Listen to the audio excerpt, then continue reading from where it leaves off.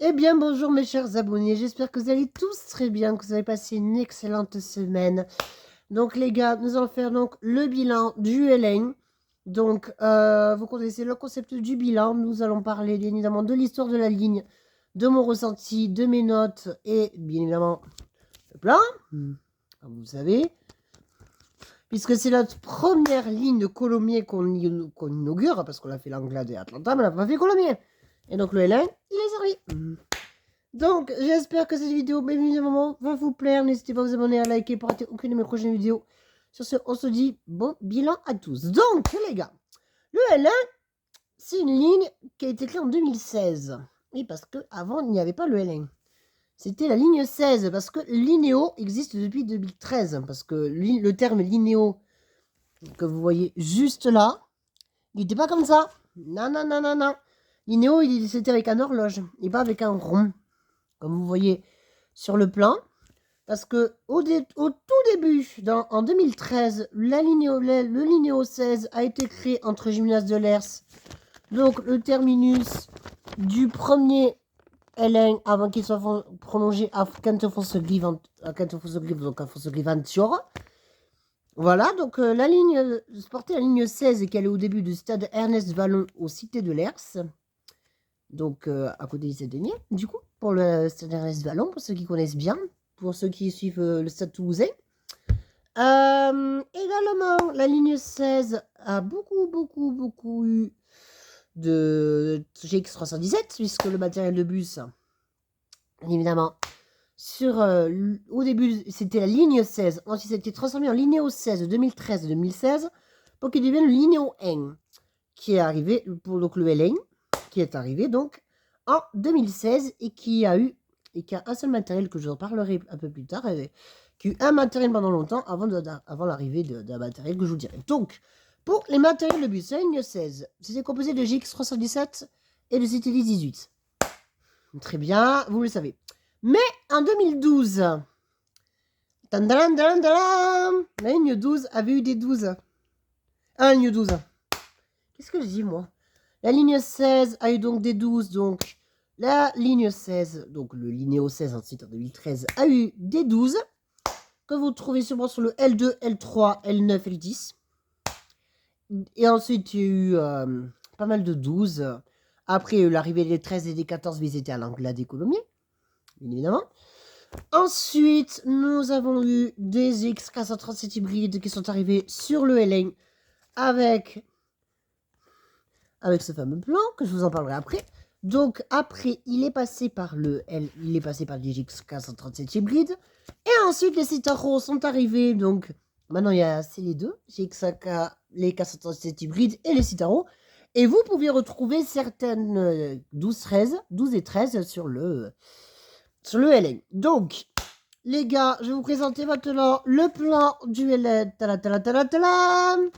Que j'ai juste là. Donc, voici à quoi il ressemble. Donc, il commence à Saint-Denis Salvador Dali. Il passe par le quartier. Parce que d'ailleurs, on devait passer par là. Je ne sais pas, vous voyez les gars à la caméra. Putain, c'est fou. Voilà. Donc, vous voyez pas trop, mais c'est un peu flou, certes, mais... Le L1 était dévié entre Aqueduc, donc juste là. On voit pas, c'est flou, hein. Et ici, donc il a été dévié de tout ça, mais normalement, il passe par là où il y a les petits carrés là. Ligne B, ligne A et tout ça, donc Georges Jaurès, que je vous ai parlé en vidéo hier. Donc les gars, je vais vous parler maintenant de mon ressenti. Donc les gars, comme je vous ai dit hier en story, je vous déteste. Ah! Mais vous savez les gars, je suis pas patient. Pourquoi je vais prendre une ligne en déviation avec 1000 bouchons? Avec un bouchon de 30 minutes à Compense, à Canal et Boulevard de l'Embouchure. Vous savez les gars, je suis vraiment pas patient. Des fois quand il y a de gros bouchons. Eh bien quand il est dévié le L1, le faites surtout pas en déviation, hein. Conseil, hein. Quand vous êtes surtout vers Canal, parce que vers Marengo ça allait. Ouais, parce qu'il fait un peu chaud aussi, parce qu'il fait 28 degrés dehors et... Tu sais, j'avais bien chaud quand je suis sortie du tram.